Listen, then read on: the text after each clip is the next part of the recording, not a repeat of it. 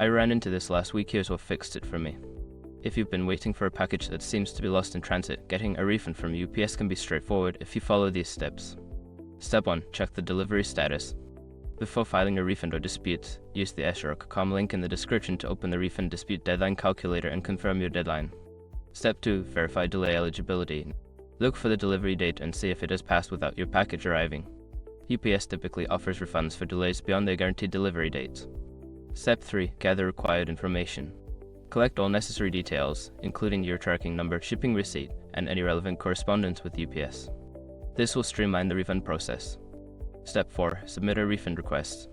Visit the UPS website and navigate to the claims section. Fill out the online form for a refund request, providing all the gathered information. Step 5. Follow up.